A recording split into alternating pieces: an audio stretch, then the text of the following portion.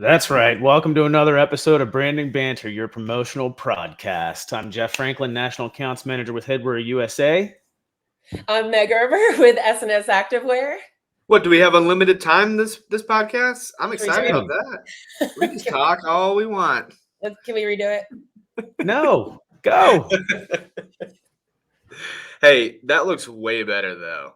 Right? We're making improvements already, but you're Way Stephen better. McFadden from Perfect Promotions and More. Oh, well, I was filibustering until that timer started. So, but yes, I'm Steve. We were doing so good. I know. All right, let's talk about HPG sustainability label real quick.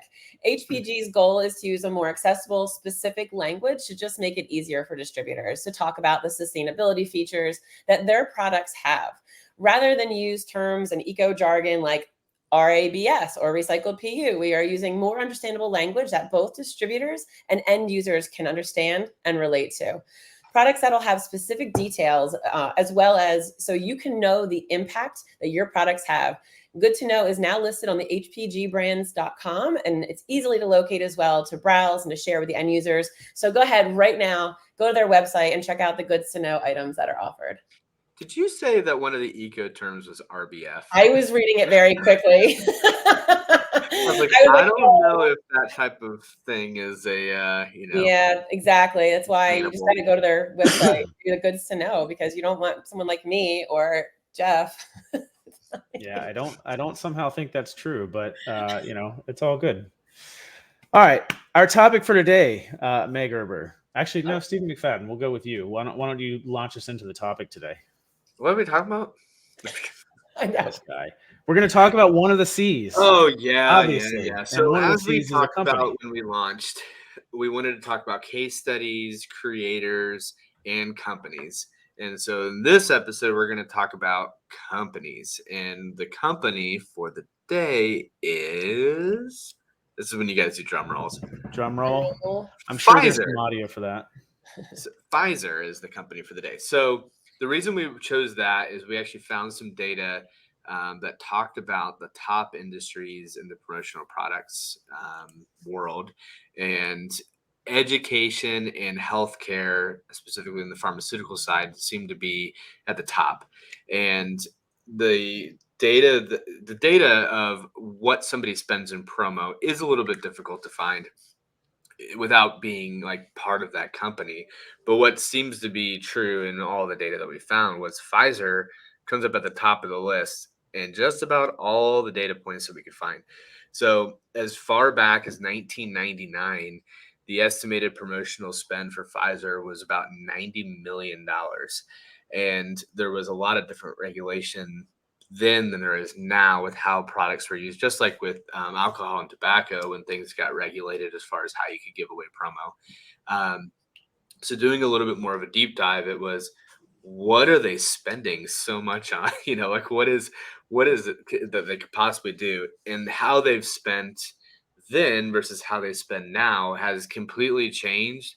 But even still, with that being said, they still probably, it's estimated that they do over 40, if not closer to $50 million in promotional product spend, even today, even with the restrictions from the FDA and other departments that change how you do it. So I'll take a quick breath. You tell me if you have any specific questions, or I can just keep rolling because there's a lot of stuff. Well, I know there's a lot, but maybe we should talk about like the Pfizer's marketing strategies. I know they encompass various aspects in their product portfolio, including the pricing, distribution, promotion techniques, and everything is aimed at their marketing success. But I think I read something about how they have like two different ways to kind of get it out there as far as their strategies are concerned. But it's really through lots of research and development who their target audiences are. So do you want to jump into maybe some of the challenges, Stephen? Sure. Okay. Sure. So, and let's just make a caveat with our company's pitch, because I want to make sure that we're being transparent as well. We don't work with these companies, right? Mm-hmm. So our goal is to show people the size and the scope of different industries and different companies within the promotional products industry. So we thought it'd be really cool to try to break down specific companies to show people, hey, other places like this, or even them specifically, this is what they're using promo products for, and this is how they're doing it. So sorry, I just wanted to make that clear before we disclaimer, Stephen does do $50 million with Pfizer. So, they, since 1999 and to today, there was the way products were used then were basically as, there was internal spend, external spend, but then there was also pharmaceutical to doctor spend, Mhm. which was eliminated since now because there was biasness that was happening. They were being perceived as gifts. They were non-educational. There was bribe. Like if when your doctor goes to prescribe you a vaccination or a pill or a medicine, you might be more likely to recommend the product if I just got a Yeti cooler from them, right? So that was what they were trying to avoid, and that's when the regulation, the restrictions went into place. Since then, the restrictions are such that they have to be transparent in how they give them. They have to have educational value with the product as well, and and I believe it cannot go direct to a specific practice, but it can go direct to consumer as long as it meets those criteria for unbiasedness, transparency, and educational purposes. And it can go to like umbrella packages or whole hospitals, but not specific people. So the way things were targeted were much different. But you can imagine if you had a budget of whatever, $90 million, and you could give it to every person, you were giving stuff to everybody, right? So now it's been cut just a bit, but you think about how much that changed from now to then. But they're still spending a ton. So I was trying to figure out, okay, where are they spending it? It looks to me, of course, this is all just from data we can find. They still are one of the largest participants in all the events and trade shows, the medical professional specialist conferences. As one of the top pharmaceutical companies in the world, they have global presence too. So some of those locations don't have the same restrictions that US has. So their global spend is a lot higher than some of the other companies that you would imagine. So all sorts of things. You saw the categories, product categories. Did you find stuff on that? I found a few categories that it seems that they do a lot of. No, the stuff that I was coming up with was really about like their actualizers segments of like who their target market is. And basically the category is people who value health, family, environmental responsibility. And that segment was known for being an effective planner, goal-oriented, and with a focus on career advancement. So that was their target audience. And they did that through the medical representatives to engage the healthcare professionals. They used direct-to-consumer advertising, and especially for the over-the-counter medicines, through newspapers, television, promo. But I think what they're coming up against right now was they had some major lawsuits, some fines, and I think those are some of the challenges, in addition to that Sunshine Act, which limited promotional spending, to like $10, something like that, something insane. I don't remember that. It's been a while, but I remember when that hit our industry, it was such an impact on our industry because the promotional spend used to be so high, and then it's limited $10. So people just have to get creative and use more educational. But it was really to provide more transparency on the financial aspects of this, the financial interactions that aren't including writing prescriptions. So kind of breaking down the product categories, specifically now that they have those restrictions, here were some of the top categories that they did a lot.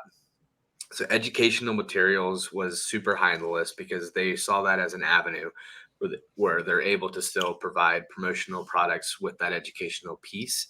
So that would include things like notebooks and writing utensils, right? So all of those kind of items. Also, data storage would fall into that as well. So if they needed to display information, educational information, there's USBs, there's any type of data storage, cords, things like that. Custom apparel, they have last estimate of December of 23 or October of 23 showed that they had over 81,000 employees. So that's a lot of pieces of apparel, so that alone could make up a big chunk of their promotional product spend. I would say that's probably going to be 50% or more. I have to agree, just in that sector, not to cut you off, but in that sector, I feel like when my customers come to me and they're like, this is the type of customer there is, it's usually pharma or hospital, nurses, somewhere in the medical field. So they are definitely buying promotional products, 100%. Stephen, as a distributor, do you have any of these types of clients? And A, and B, what are they asking you for specifically?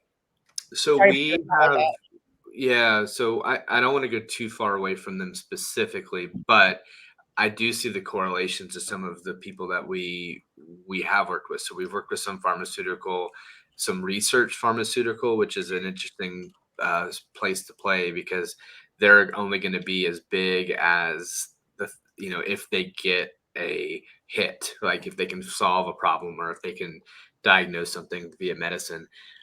But from what I can see, the types of products that are being spent from them identically match up to what's perceived as the best categories of spending for Pfizer. So we did 50% of the spend with these companies was in apparel, HR and recognition. The rest of it was internal gifts and HR spending, and then a smaller segment was outreach stuff because they could only do so much. So they were under the same restrictions as Pfizer. So my assumption is that's probably true for them as well, right? And that was the other big component of spend that we found was the recognition components, the internal recognition, internal gifting, things like that. All right. Do you guys remember that movie Love and Other Drugs from, I think it was like 2010 or something like that, with Jake Gyllenhaal and I forget the girl's name, but he was a pharmaceutical sales rep, and it's kind of what makes me the first thing that popped in my head when he talks about Pfizer, because he was, I think it might have even been Pfizer or one of the company. I can't remember the company he worked for, but basically you'd see him going into the doctor's office. He'd go into the trunk. He's just full of all these promotional products that they would just be giving out to people. So, and I was actually really surprised to see that Pfizer or any pharmaceutical company was still at the top of that list that you discussed, Stephen, because I know that the whole bill that was passed back in the late 2000s basically eliminated a lot of that, that type of expenditure. So I'm very curious how that has changed. Yeah, and I think that it's interesting. So I found 1999, I found 2013, 2018, where it actually names specific companies. Other than that, like I can find general categories of companies all the way up until a couple months ago. But like where it names specific company, I just don't know how they gather that data because that would involve, I would have to imagine, either self-reporting or distributors reporting who their biggest customers are. So I don't know. Meg, did you find something different? Did you find? Well, I found something a little interesting about Pfizer, actually, and I think you guys will probably you guys will agree with me on this once I get my thoughts out. But Pfizer has done such a great job in marketing themselves this year, particularly. Do you guys know where I'm going with this? Who is the number one star that is out there right now that everybody is talking about? You're talking about the jab? Taylor Swift? Taylor Swift and Travis Kelce. Travis, like the minute they started dating, all these things came into Travis Kelce. Pfizer was one of them. And he was out there. He stars in that huge vaccine campaign. So this goes back to social media influencing too. Like this is big. Like he is considered an influencer for this brand, a brand ambassador. That's the one where he's got like the two different. Yeah, I think that's 2 in 1. Yeah. So I think that was probably very huge for them.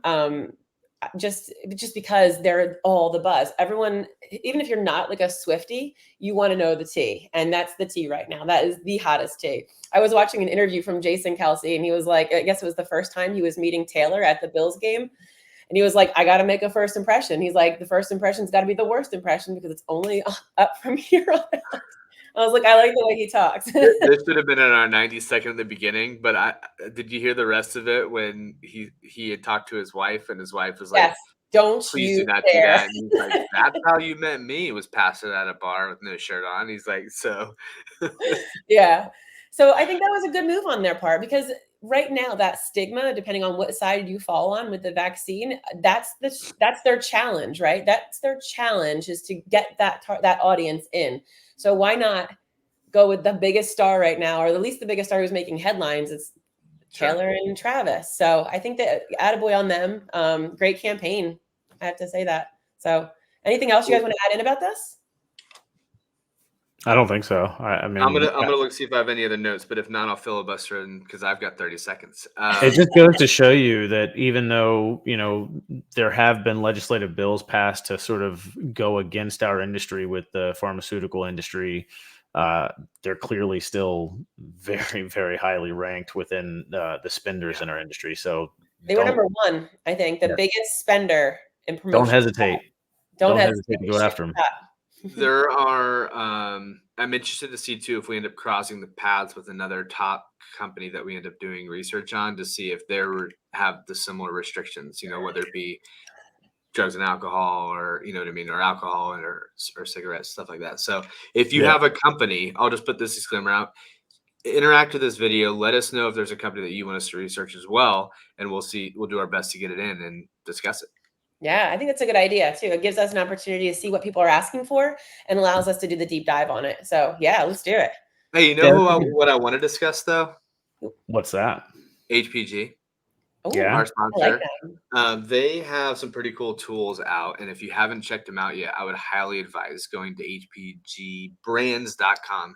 At the top, you'll see a little link that says sales tools with a little pencil. When you click that, there's two new options or two new things that they have. They've had storyboards and catalogs before, but these are their plus versions. These are their 2.0s. So when you go into those, you now have the ability to curate and customize catalogs by uploading logos into them, pre-selecting the pieces, or letting the AI picker do it for you, where you can type in, hey, what are some good products for pharmaceutical companies, right? And then it'll gather those products together. Then you can upload the logos. It'll create the storyboard for you. And then you have a customized tool that you can use to share and to sell. So check out hpgbrands.com and check out their new storyboard plus and catalog plus tools. And the AI picker. It's awesome. All right. Anything else, guys, for this episode, or are we good to go? I think we're good. That was awesome. Yeah. Yep. Well, like I said, we do have a small section for community feedback, but this is a pre-recorded episode, so we haven't had another episode drop yet. So, but continue to comment, leave us feedback, and we'll definitely make sure it gets into the next episode. So, and make sure you subscribe so you guys actually get our videos. Yes. They're showing up in your feed. Subscribe, hit that like button, and show us some love. There you go. All right, guys. Until next time, we'll be seeing you.